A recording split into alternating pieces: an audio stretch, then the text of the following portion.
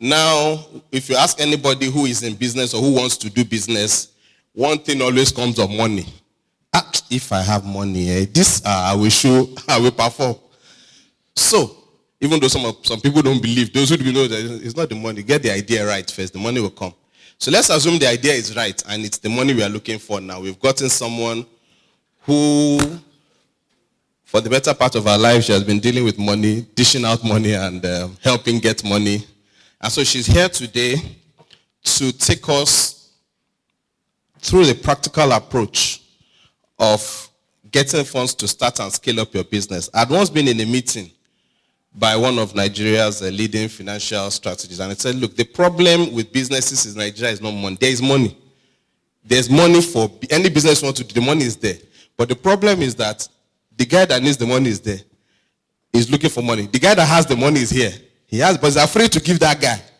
Because if he gives him, there's no guarantee that that money will come back with, with more coming back to him.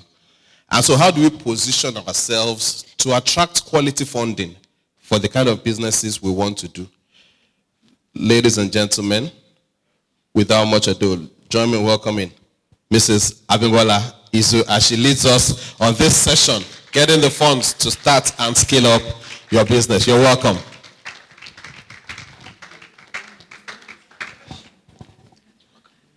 Thank you very much. I know I'm in the midst of my brethren. You know why I know? Because one of my brother there very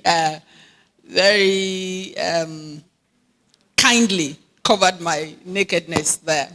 I just saw that there was an error on the start page, and he quickly adjusted it. Thank you very much for having me here. I mean, it's my first time being amongst pharmacists, but I think I'm a pharmacist by association myself. If you don't believe me, ask my mom, because I can prescribe agbo and, all of those things. Plus, my older brother is a pharmacist, so I grew up knowing one and living with one. I apologize, I came in late. I thought I was going to be here for 9, and they said, oh no, my own session is at 12, and then I got distracted doing some other things. But, the part of doctor's presentation that I met, I think that's probably the most important part for me. Read the manual, because I'm one of those people that, you just want to summarize the thing and go to the end of the story. But we'll find out along the way that we do need to read the manual everywhere we go. Okay, so this afternoon we'll be talking about a few things. I actually assume that most of us are familiar with this, so there's nothing new that I'll be saying that you don't already know, but maybe just to re-emphasize some things and, the practical aspects of some of them. So getting the funds to start up or scale up a business.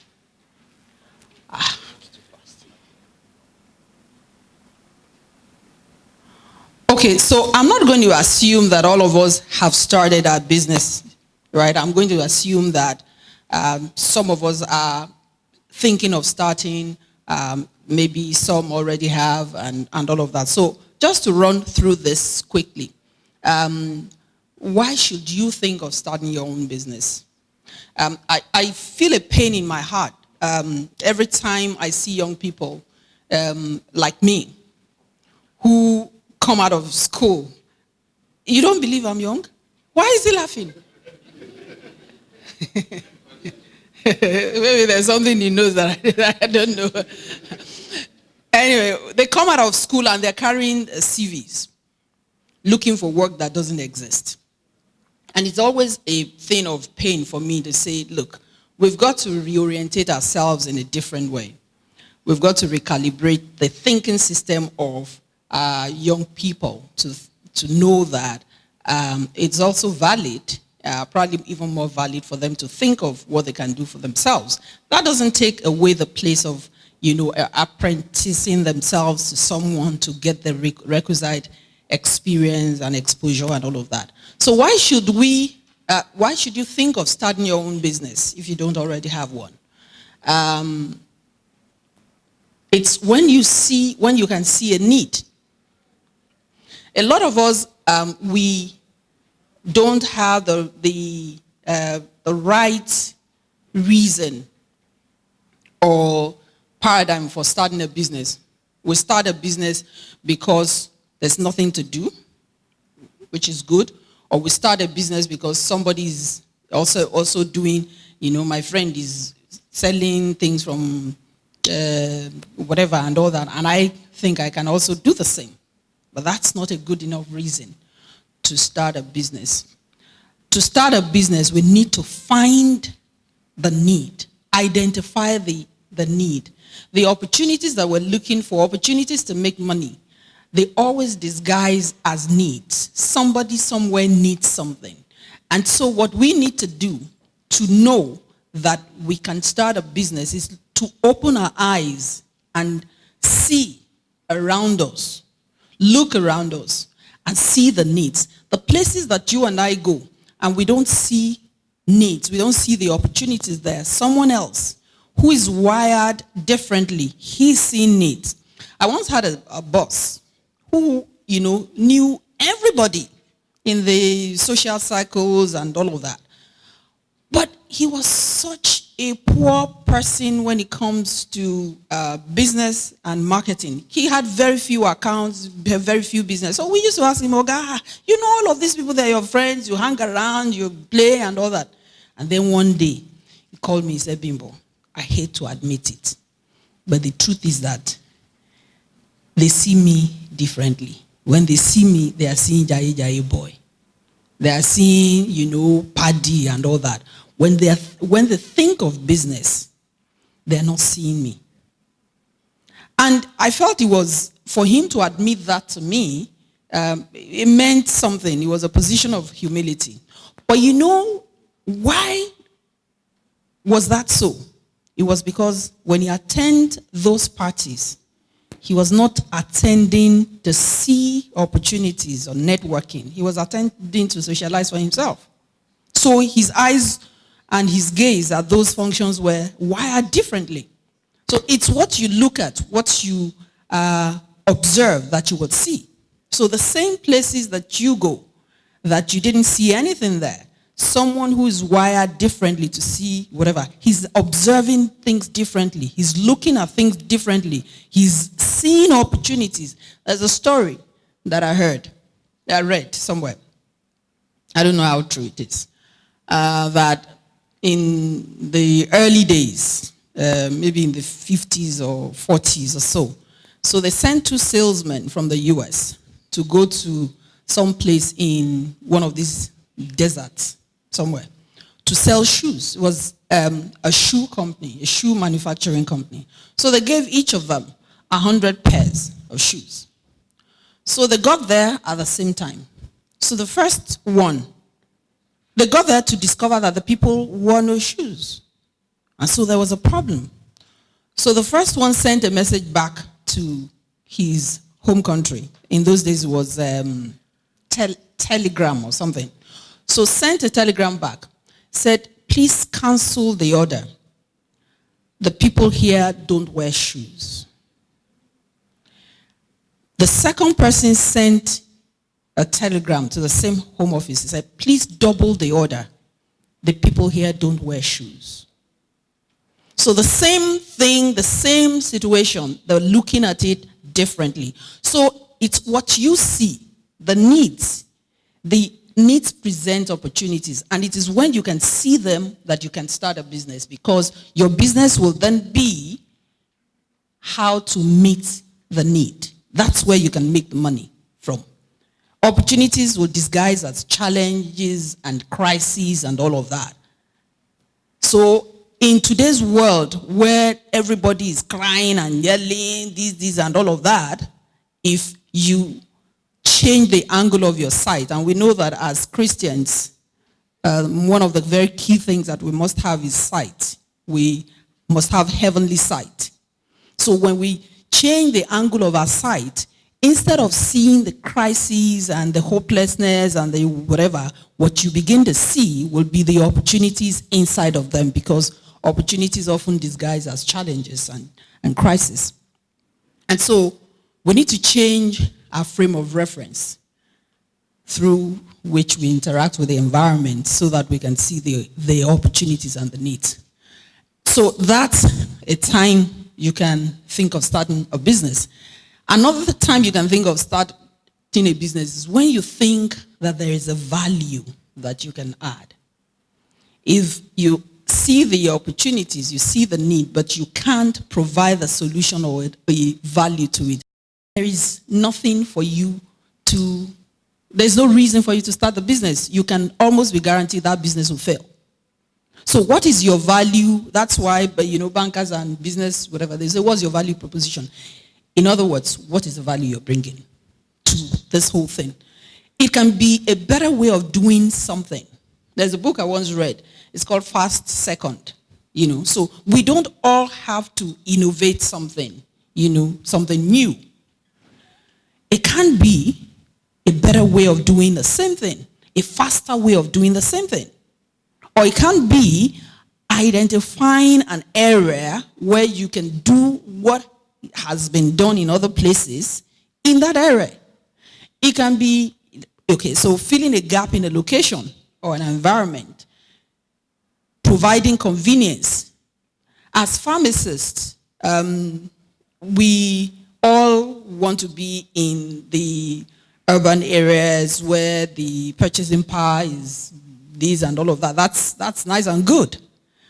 But maybe there are places, some other places outside of, there's that the need is, there's a gap that we can fill there.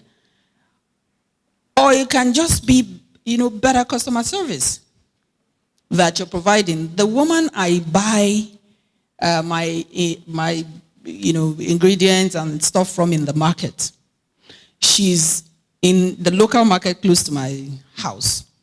She's at the end of the market. I have to literally traverse the entire market to go to the very end. But trust me, if I don't get to that woman, I don't buy. And how did that happen? I went to the market one day. I was going from store to store, shop to shop, and all of that pricing things. And I got to this woman. And she said, my sister, welcome, sit down. She made me sit, you are sweating. It was my first time. She found me, said, you must be hot, you must be thirsty. She brought a bottle of Coke for me. She didn't know what I wanted to buy. And then I sat down, started gisting with me and all that. This is 7 years now. If I don't buy, if that woman is not in the market, I will not buy anything. And the entire market already know. Customer service. So we need to just have these things and sit with ourselves. For those of us who want to start businesses, what is the value? Where do I want to play? Where do I want to play in this area? It can be that we're facilitating exchange of information, ideas, things, whatever it is, And then when you have identified all of this, there has to be something inside of you that is called passion about that business. If you can't ignite, if that idea does not ignite a passion inside of you, please don't bother, because it will fail. I'm not prophesying. It will fail. You know why it will fail?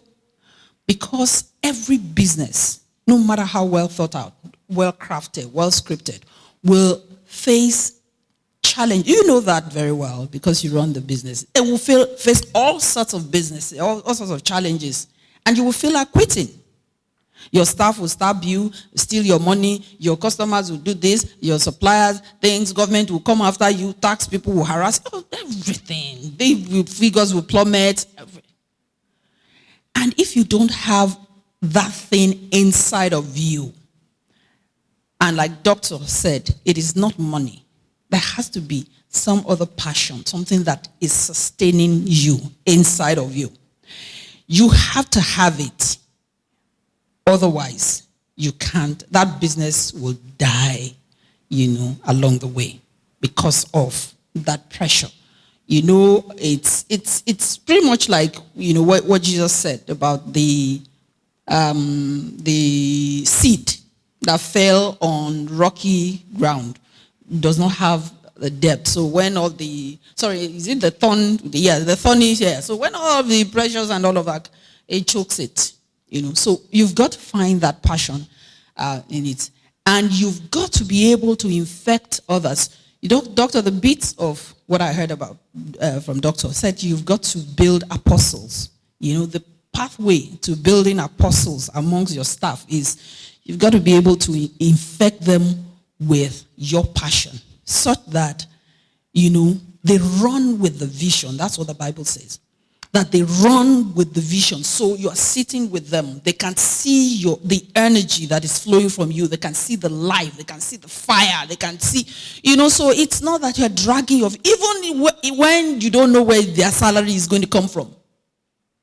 You ignite such hope, such energy, such passion inside of them that they can sustain it even when you're not there.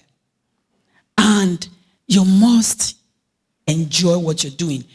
Your first gratification for your business is that you just feel self-fulfilled. I used to tell my boss then when I was working, I said, "Oh, guy, I feel sorry for you. You don't know that even if you don't pay me, I will still do this work. You're just paying me for nothing." Because I was enjoying my work. I was enjoying what I was doing.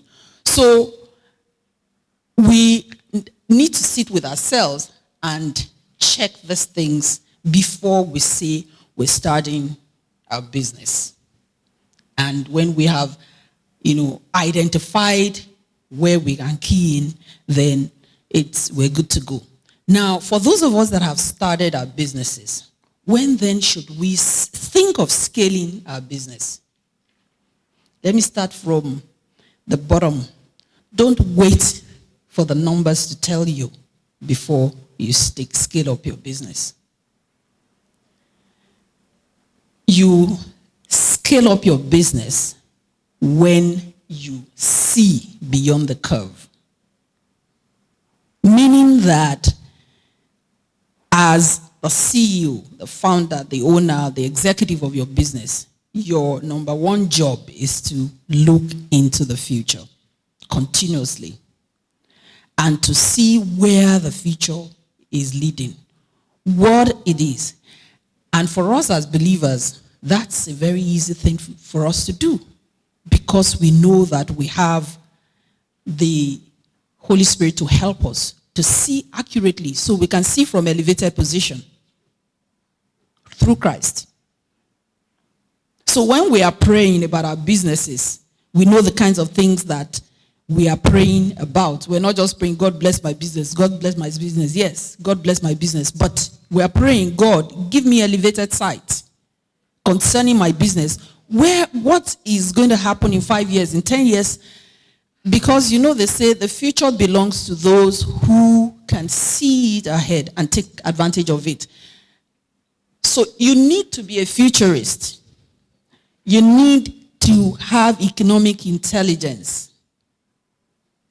That's the only way you can begin to see into the future.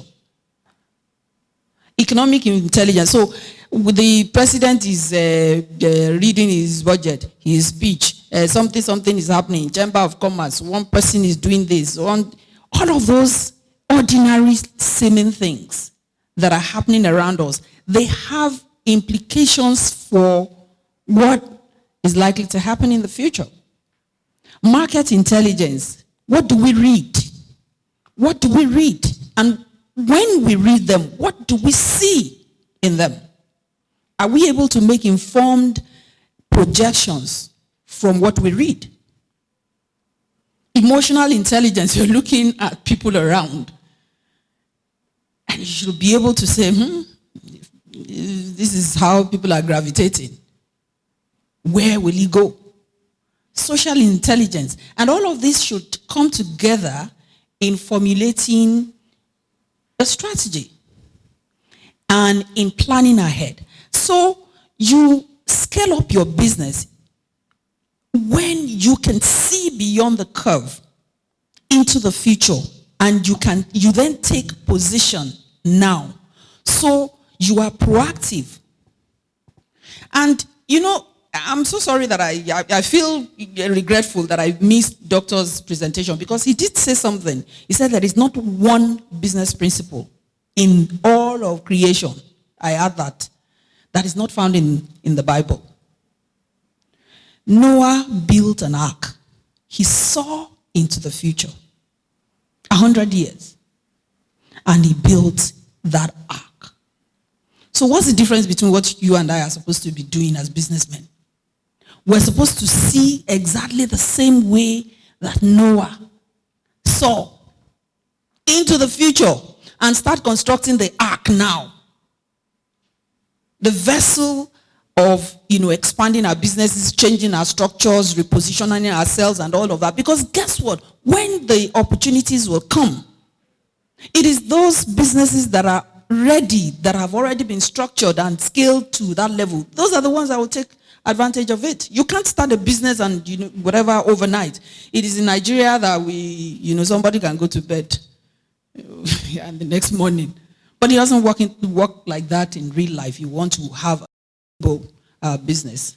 So we need for us to scale up our business, that's what we need to do. Right? So I'll just run through this. I know we're interested in the money part of it, but these all lead to the money. So when we're starting our business, we said we need to be armed with a clear vision and what we want to achieve. And just like Doswa said, it's not just about making money. I didn't spy on what he said, And we want to choose the right location for our business, because the business that will succeed in this place may not necessarily succeed in that place. The location is so key. The resources that we'll require. So do we need the partnerships? Do we need to get information? Do we need certain kinds of personnel? What skill do we need? And how do we get them? And we don't necessarily have to own them. We can hire them. We can partner. We can have all sorts of loose arrangements so that you don't burden your business with a lot of overhead at the very beginning. We can have several loose arrangements. Then you're setting up. You have to have your structure in place properly. Your corporate, your registrations, whatever approvals. And I know that as believers, or I'm hoping that as believers, we won't do things underhand, undercut things and not get the requisite approvals and permits for our businesses. And a governance arrangement, accountability, and bankability. Now we're going to come back to bankability, because that's really essentially what this is about. Right. But when you're starting the business, you may think, oh, you don't need these and all of that. It's very important. We'll see it down the road. And of course, your branding and packaging, the identity that you want to have. From the very beginning, take time to build a clean brand. And it doesn't cost. Packaging, somebody told me, no, didn't tell me the story. I read it in a magazine. A lady, in one of these countries, I think maybe Honduras or one of those countries, she's a seamstress, a sewing, whatever, her mother, sorry. And her mother would sew clothes and all that. And she would sell it to some company in the US at $8. And then this girl, so the woman managed, struggled to educate her child. Her child eventually got a scholarship, went to the US. And one day, she went to Macy's and found her mother's clothes that she made. And they had put a label on it. And they sold it at $800. The same cloth that they bought from her mother for $8. And so, what were they saying? Selling? It was the brand. They just put a brand on it and the price changed. So you need to brand your business right from the very beginning. What brand do you want to be known for? And your brand is not just the label. Your brand has with it the character, the credibility, the integrity of your products. What reliance can people place on your product? Can they beat their chest that, oh, this person would know, if it's New Heights, it's okay, because that's a brand, So now the big elephant in the room is the funding. Okay, how do we get the fund to build our businesses, to start our businesses, or to scale it up, like we said?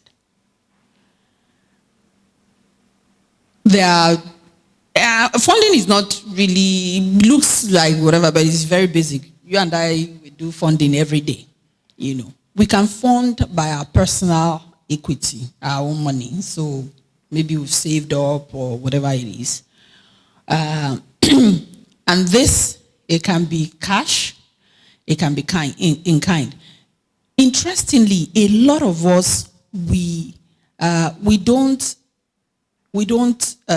capture our total investment in our business, because we do a lot of equity investment in our companies in kind. In kind. So you have your house, you're using your house, a portion of your house as the shop. The AC from your guest room is what you have taken to the shop or to the business to go and be running. Your cousin that came on holidays is helping you as the shop assistant. All of those things. You need to, those are all part of your equity investment, because guess what? If you had to pay for those things, there's a value for them. And so you need to be able to quantify all of those things.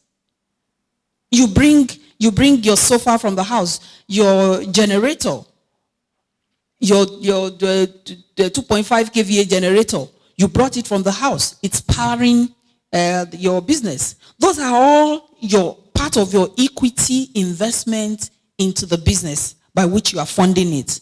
But you need to be able to capture them, because oftentimes when you do go to a bank or someone to raise funds for you, if you don't capture those things, they will you are selling yourself short. They will now tell you you don't have enough equity in the business. Meanwhile, it's because all of those things have gone unaccounted for. So note them, even though you're not paying them, you're not paying cash for them, put a value to it. These are all part of your the ways by which you are funding your business. So there's also the investors' equity.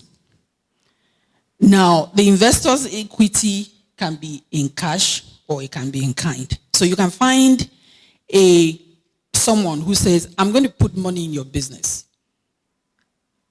Some might say, I'm going to give you,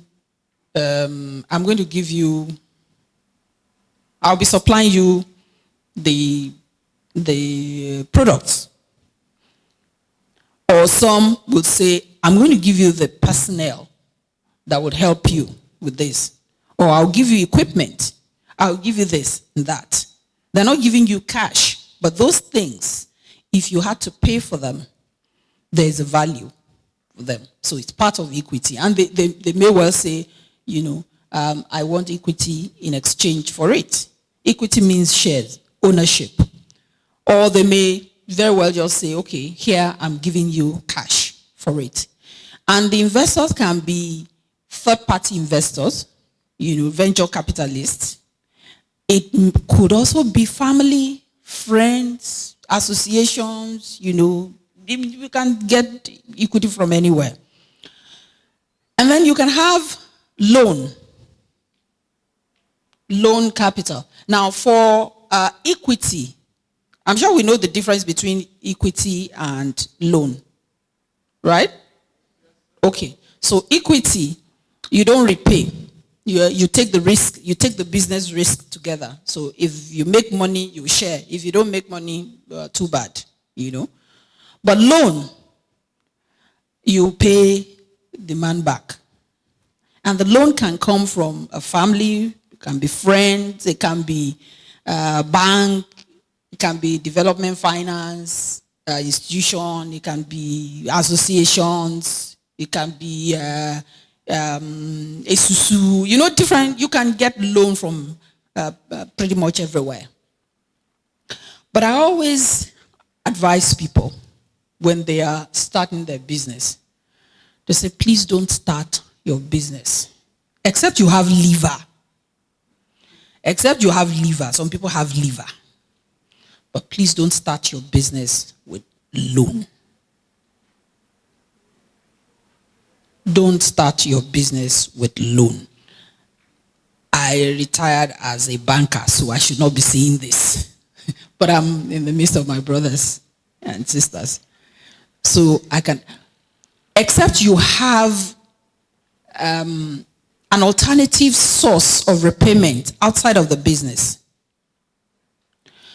Or you are able to structure the loan in such a way that you have a very long gestation period, lead time. Why did I say don't start your business with a loan? It's because when you're starting, the lead time for businesses to be established, to settle, grow, and all that is just so long. And Nigeria, I tell people that next to hell, Nigeria is, I mean, after hell, Nigeria is the next horrible place to do business. Everything is against you.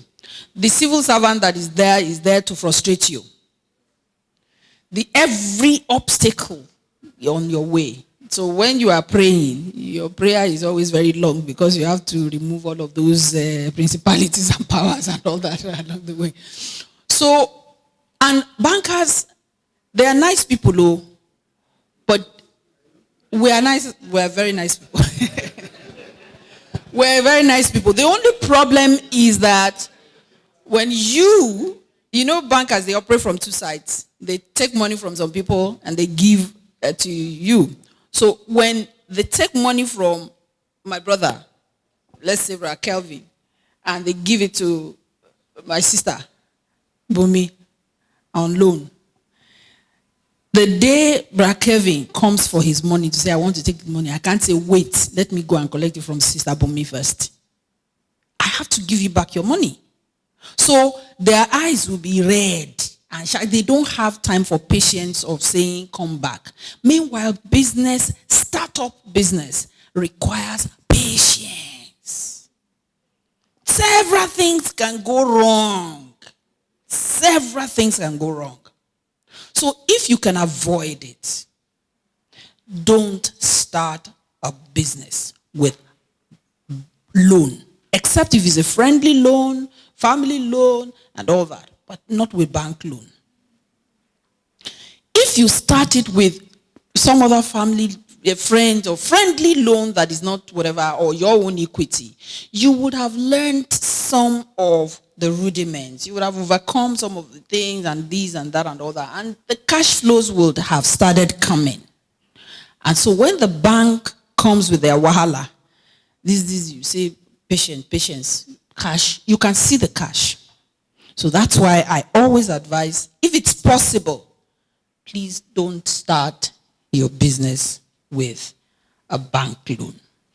The other caution that I also want to put is, when you do take a bank loan, please don't, as much as possible, don't take a bank loan for capital acquisition. We know capital acquisition. You want to build a factory. You want to build this and all that. Why? Does anyone know why? Yes. As much as possible. Except where you have streams of income that is already matured. We call it matured streams of income. So you have your business. It is already running. Income is already coming. And you've looked at it that, okay, the income that is coming from the actual, the income generating thing is sufficient to pay for the building that you are acquiring, or the generator, or the whatever. Meaning that when you do want to do capital expansion, be sure of two things. One, be sure that you have existing cash flow that is going to continue. Two, be sure that you also take additional money for working capital to put into the thing that will be generating the cash. Because there is a way the bankers calculate the ratio of capex to opex, capital expenses to operational expenses. If you go and invest, say, 5 billion in building a big workshop, factory, for instance, and you have 500 million or 200 million in producing the drugs itself, how many drugs how much can that 200 generate to service 500? So if you 5 billion. So if you want to take 5 billion to do capital expansion, fine and beautiful, but you also need to take 3 billion. You also need to take 3 billion to be running whatever, the one that will generate the income, go, so that you can then service the 5 billion. So your finance person needs to think it through properly. Your working capital must be substantial for it to be able to pay the capex part of your operations. So in Nigeria, there are a lot of investors, private equity investors, who will take venture capital with risk with you. And there is, of course, the loan capital. We'll talk about the loan. Now the federal government, they're doing quite a bit to give them credit in terms of provision of loans for small and medium enterprises, like many of us will belong to do our businesses, right? Now there is this fund in the CBN, particular CBN and BOI. I don't know, has any one of us accessed BOI funds? BOI? How many of us have accessed BOI funds? What of CBN funds? Okay. These funds are there. Please. There's plenty of funds with CBN. There's plenty of funds with BOI for small scale businesses, medium scale enterprises. Please go on their website. You will see plenty there. The problem is twofold. Many people don't know that these funds exist. Most of us here don't know that these funds exist. And secondly, we are not yeah, I'll finish. We're not well positioned, right, to be able to access those funds, right? So we need to, there are some funds, a lot of commercial banks, they have specialized funds for women entrepreneurs, for instance. So for those of us who are women, yeah, there's a lot of funds there. And you just Google, you find them. There are also funding agencies, developmental funding agencies, African Development Foundation, Acumen Fund, CDC, African Women's Development Fund. All of these things are available. There are also private equity and private debt capital fund providers. So the problem is not the availability of the funds. The problem is the bankability of our businesses, right? And so I would like to talk a little about the bankability, because that's where the problem is, right? For our businesses to be bankable, and bankable does not necessarily mean for the bank. Anybody that would invest in you, except your uncle or and that's if your uncle is not a business savvy person, is likely to ask you the same kinds of questions. Anyone that would invest, whether as a debt provider or equity provider, these are some of the things they would want to see. So they would want to see that your business idea, that you can very clearly, very lucidly, they can see the business from your proposal, meaning that your proposal has to be written step by step, everything, your business plan.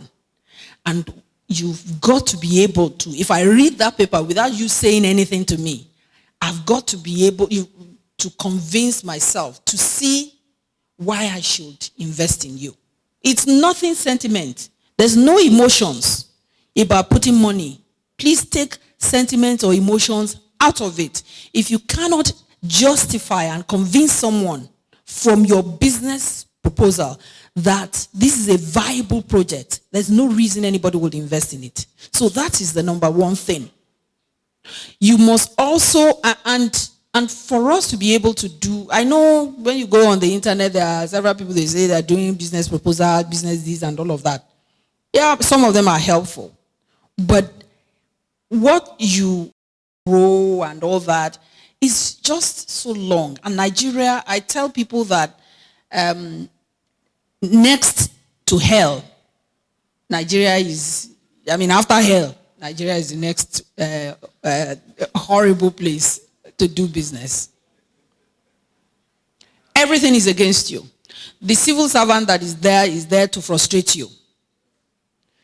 Every obstacle on your way. So when you are praying, your prayer is always very long because you have to remove all of those principalities and powers and all that along the way. So, and bankers, they are nice people, though, but we are very nice people. We're very nice people. The only problem is that when bankers, they operate from two sides. They take money from some people and they give to you. So when they take money from my brother, let's say Kelvin, and they give it to my sister, Bumi, on loan, the day Kelvin comes for his money to say, I want to take the money, I can't say, wait, let me go and collect it from Sister Bumi first. I have to give you back your money. So their eyes will be red. And they don't have time for patience of saying, come back. Meanwhile, startup business requires patience. Several things can go wrong. Several things can go wrong. So if you can avoid it, don't start a business with loan. Except if it's a friendly loan, family loan, and all that. But not with bank loan. If you start it with some other family, a friend or friendly loan that is not whatever, or your own equity, you would have learned some of the rudiments. You would have overcome some of the things and this and that and all that. And the cash flows would have started coming. And so when the bank comes with their wahala. This, you say, patience, cash. You can see the cash. So that's why I always advise, if it's possible, please don't start your business with a bank loan. The other caution that I also want to put is, when you do take a bank loan, please don't, as much as possible, don't take a bank loan for capital acquisition. We know capital acquisition. You want to build a factory. You want to build this and all that. Why? Does anyone know why? Yes. As much as possible. Except where you have streams of income that is already matured. We call it matured streams of income. So you have your business.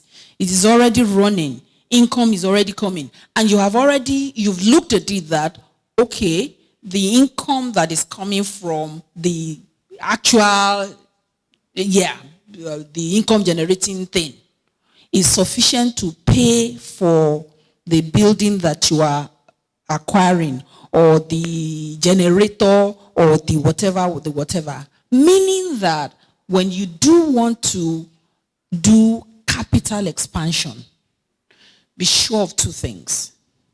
One, be sure that you have existing cash flow that is going to continue. Two, be sure that you also take additional money for working capital to put into the thing that will be generating the cash. Because there is a way the bankers calculate the ratio of capex to opex, capital expenses to operational expenses. If you go and invest, say, 5 billion in building a big workshop, factory, for instance, and you have 500 million or 200 million in producing the drugs itself, how many drugs how much can that 200 generate to service 500? So if you, 5 billion. So if you want to take 5 billion to do capital expansion, fine and beautiful, but you also need to take 3 billion. You also need to take 3 billion to be running whatever, the one that will generate the income, go, so that you can then service the 5 billion. So your finance person needs to think it through properly. Your working capital must be substantial for it to be able to pay the capex part of your operations. So in Nigeria, there are a lot of investors, private equity investors, who will take venture capital with risk with you. And there is, of course, the loan capital. We'll talk about the loan. Now the federal government, they're doing quite a bit to give them credit in terms of provision of loans for small and medium enterprises, like many of us will belong to do our businesses, right? Now there is this fund in the CBN, particular CBN and BOI. I don't know, has any one of us accessed BOI funds? BOI? How many of us have accessed BOI funds? What of CBN funds? Okay. These funds are there. Please. There's plenty of funds with the CBN. There's plenty of funds with BOI for small scale businesses, medium scale enterprises. Please go on their website. You will see plenty there. The problem is twofold. Many people don't know that these funds exist. Most of us here don't know that these funds exist. And secondly, we are not in, I've finished. We're not well positioned, right, to be able to access those funds, right? So we need to, there are some funds, a lot of commercial banks, they have specialized funds for women entrepreneurs, for instance. So for those of us who are women, there's a lot of funds there. And you just Google, you find them. There are also funding agencies, developmental funding agencies, African Development Foundation, Acumen Fund, CDC, African Women's Development Fund. All of these things are available. There are also private equity and private debt capital fund providers. So the problem is not the availability of the funds. The problem is the bankability of our businesses, right? And so I would like to talk a little about the bankability because that's where the problem is, right? For our businesses to be bankable, and bankable does not necessarily mean for the bank. Anybody that would invest in you except your uncle and that's if your uncle is not a business savvy person, is likely to ask you the same kinds of questions. Anyone that would invest, whether as a debt provider or equity provider, these are some of the things they would want to see. So they would want to see that your business idea, that you can very clearly, very lucidly, they can see the business from your proposal, meaning that your proposal has to be written step by step, everything, your business plan. And you've got to be able to, if I read that paper without you saying anything to me, I've got to be able to convince myself to see why I should invest in you. It's nothing sentiment. There's no emotions about putting money. Please take sentiment or emotions out of it. If you cannot justify and convince someone from your business proposal that this is a viable project, there's no reason anybody would invest in it. So that is the number one thing. You must also, and for us to be able to do, I know when you go on the internet, there are several people, they say they're doing business proposal, business this and all of that. Yeah, some of them are helpful. But what you need to do without necessarily incurring so much cost is when you write down your proposal, get someone who does not like your face. Someone who is very critical of you, but that you know he's objective. Get that person to read it and let the person critique it and say, would he put his money? What are the questions he would ask? What are the concerns he would have? And don't be defensive. Go and attend to the questions or the concerns that that person raised on the business. And have you invested your own personal resources?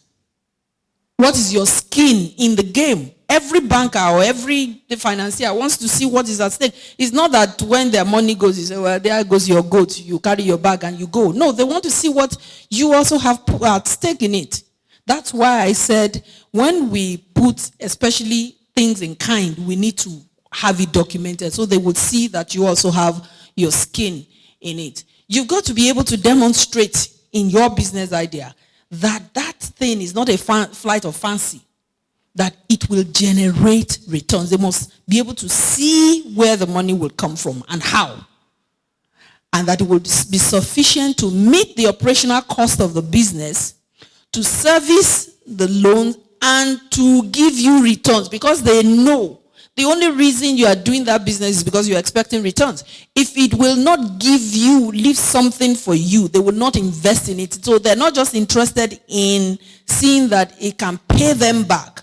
They know that if it can only pay them back, but it's not leaving anything for you, it will not pay them back because you are going to take the money first. So they're interested in that. What are those assumptions? The revenue, when we're preparing businessmen, we like to be very, very aggressive, very bullish. Somebody will say, I will build a hotel, 100% occupancy rate. They will build their projection on 100% occupancy rate. Whereas in real life, it is 30%, 35%. And so you've got to build your projection on that, and you sensitize it even further to 25%. At 25%, will you be able to sustain yourself? Because that's the reality of how business is. That you have proper and sound governance structure. So they look at your book, they see discipline. It's not that one that MD, you are going to buy chicken in the market. It is your children's school fees. It is there. They are seeing it. You are fixing your car. You are doing everything. You are just dipping your hands, and you are not accountable to anyone. You don't have a board. You don't have anybody that is asking you questions. They want to see that your books of account are maintained. You have a qualified and competent person that can stand up to you as your CFO or your account manager or accountant, and that their books are properly kept. And they also want to see that there is no human risk. So God spare our lives. God forbid that anything happens. So if you are not there, will the business continue or the business will shut down? So meaning they want to see your management structure. Who is the next person to this person? Who is the next person to that person? Can this person hold the business? Is this person knowledgeable enough? Those are things that they're looking at to know whether they can put their money there. And of course, you have to demonstrate that you have significant experience for the line of business. Fancy me going to set up a business as an aeronautic engineer, and I want the bank to invest in it. And character. That's the number one, the most important thing. Because a business can fail due to many reasons. But if a business fails because of external factors, if there is no character issues there, the person would still struggle, would still stay with it. But no matter how robust the business is or business opportunities are, if there's a character flaw with the promoter, that money will never come back. Because it's constantly and continuous. That's why the banking industry is littered with bad loans, failed projects and all that. Character. They will divert the money, because there's just so much that you can do to police anyone. So character is the number one thing, So these are things that you already know. Expenses must be tracked and recorded, so we're not just dipping our hands inside things. And they want to see all of these things, right, when they come. Because they will look at your books. How are you keeping your expenses? Entertainment for business, purchases, payment, bookkeeping, And you need your taxes. Your tax is very important because the taxman is a problem. But there are many tax relief opportunities, tax concessions and all that are available in the tax books that we don't know about, and the tax people will come, they know we don't know about it, they prey on our ignorance, and they come and they want to come and take advantage of us. As much as possible, we want to avoid cash spending from our businesses. We want to avoid cash spending from our businesses because then you can't track them, and of course you can't build a profile for proper bankability. The bankers cannot see the worth of your business, how much money you are generating. So somebody, you sell 10 cartons of drugs today. Instead of taking the money in the bank, you say, oh, I sold this 10 cartons. Okay, I want to pay for this. I take this. That 100,000 naira did not enter into the bank. Right? The day the bank, you want them to look at you for the purpose of investing in you, they would say your turnover is low because half of it was cash. They didn't see it. It didn't go into the bank because it's your bank balances they would look at. So even if you are going to spend it, let it go into the bank, enter it, and then draw a check and bring it out. So, of course, I know that we would all pay ourselves salary, put ourselves on a salary. Our businesses may not be able to sustain our salaries at the beginning, but put it there. Write it, that the business is owing you. So that the day the business begins to earn enough, to make enough to pay you, you know that they are owing you. And you will collect your money back. Because guess what? When the banker comes to give you the loan, if it's not in your books, he will not see it as part of the liabilities that they have to make and reinvest in your business growth. Don't eat up all your profit and all that. So, riding the tide, like we said, every business will have its curves. You've got to be able to ride the tide. Don't abort the process or give up when there are setbacks. And that is why your source of funding is so key. Because if you do have the wrong kind of fund, when the trouble comes, well, I know of people that have committed suicide because they took bank loans and the bankers, went after them. It's not a pleasant place to be. If you are not configured for it, don't go into it. So, and you need to check your competition, be well informed about your business. You know about your business more than what you do. These are all things that the person that wants to invest in you wants to see. Because essentially, they are taking a stake on you. They're taking a stake on you that you will employ the money profitably and bring it back to them. So they want to see that you're knowledgeable about your business. They want to see that you are abreast of developments in your business, that you know, you can see into the future, and that the investment will be profitable. And of course, as Christians, we know that when it comes to sight, seeing into the future, and I don't mean seeing the kind of the divination, that was witchcraft too, we know, but seeing from the eyes of the Holy Spirit, being able to project what is coming in the future. Where would God, it may not even make sense to us now. It may not make sense. There may not be any track for it that you can see.